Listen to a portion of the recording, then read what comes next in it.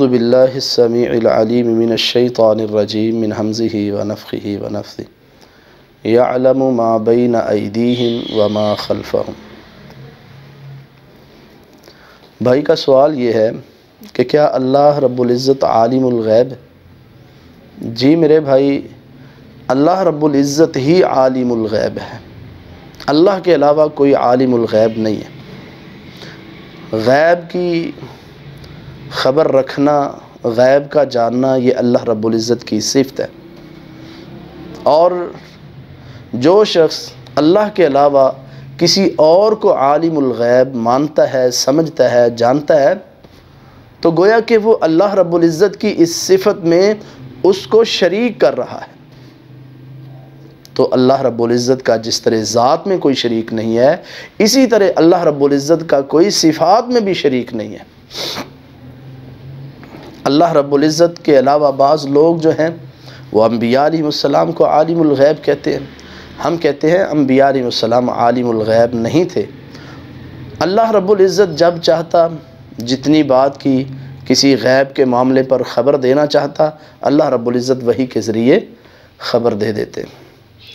اگر نبی کریم صلی اللہ علیہ وسلم کو عالم الغیب مانا جائے تو پھر وحی کا انکار ہو جاتا ہے، پھر وحی کا مقصد ہی فوت ہو جاتا ہے۔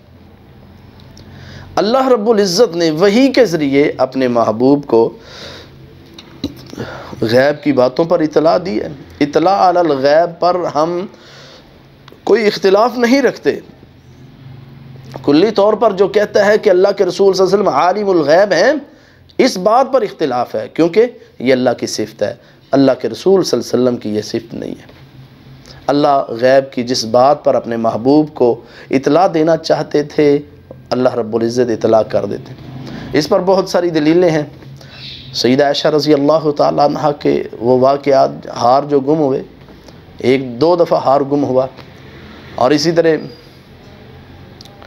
نبی صلی اللہ علیہ وسلم کے وہ صحابی، ایک روایت میں آتا ہے 10 صحابہ کو جو شہید کیا گیا تھا، ایک میں آتا ہے کہ جو 70 صحابہ گئے تھے، 70 قاری جو گئے تھے تو دھوکے کے ساتھ لے گئے، ان کو جا کر شہید کر دیا گیا۔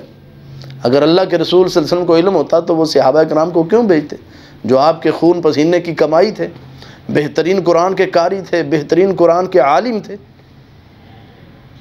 تو اس لیے عالم الغیب صرف ایک اللہ کی ذات ہے۔ یہاں ایک بات یاد رکھیں، غیب کی جو تعریف ہے، سب سے پہلے اس موضوع پر غیب کی تعریف کو سمجھے اور جانے۔ غیب کسے بولتے ہیں؟ بریلویوں کے بہت بڑے عالم ڈاکٹر طاہر القادری نے کتاب لکھی ہے عقیدہ علم غیب۔ اس کتاب میں انہوں نے غیب کی جو تعریف کی ہے وہ یہ ہے، وہ کہتے ہیں کہ غیب وہ چیز ہوتی ہے جو حواس خمسہ کے ذریعے معلوم نہ ہو سکے، وہ غیب ہوتی ہے۔ ہم کہتے ہیں کہ یہی تعریف لے لیں اللہ کے رسول صلی اللہ علیہ وسلم کے بارے میں بھی، اور اس کی قرآن سے کوئی ایک آیت پیش کر دیں، نبی صلی اللہ علیہ وسلم کی احادیث میں سے کوئی ایک دلیل پیش کر دیں کہ اللہ کے رسول صلی اللہ علیہ وسلم عالم الغیب تھے۔ ڈاکٹر طاہر القادری نے جو اپنی عقیدہ علم غیب میں تعریف کی ہے، اسی کے مطابق آپ کوئی ایک دلیل نہیں پیش کر سکتے۔ قیامت آ سکتی ہے، سورج مشرق کی بجائے مغرب سے نکل سکتا ہے، لیکن یہ دلیل نہیں پیش کر سکتے کہ اللہ کے رسول صلی اللہ علیہ وسلم عالم الغیب تھے۔ یہ ڈاکٹر طاہر القادری نے، اور ان کی جو عقیدے کی کتابیں ہیں ان میں یہ تعریف موجود ہے۔ تو اس لیے عالم الغیب اللہ کی صفت ہے، اور نبی صلی اللہ علیہ وسلم کو جو اطلاع علی الغیب ہے، آپ کو غیب کی اطلاع دی جاتی تھی تو آپ اپنے صحابہ کرام کو بتاتے۔ تو اس بات میں کوئی اختلاف نہیں ہے، اس بات میں ہم کوئی اختلاف رکھتے ہی نہیں ہیں۔ ہم کلی عالم الغیب اللہ رب العزت کو سمجھتے ہیں، اور نبی صلی اللہ علیہ وسلم کے بارے میں یہ عقیدہ ہے کہ اللہ اپنے محبوب کو اطلاع کرتے اور اپنے صحابہ کرام کو بتاتے، اور جو چیز بتا دی جائے وہ غیب رہتی نہیں ہے۔ وَمَا يَنْتِقُ عَنِ الْهَوَىٰ إِنْ هُوَ إِلَّا وَحْيٌ يُوحَىٰ۔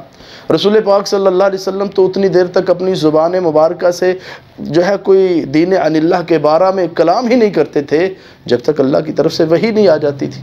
وہی کے مطابق آپ اپنی زبان کو حرکت دیتے ہیں۔ اللہ رب العزت سمجھنے کی توفیق دے۔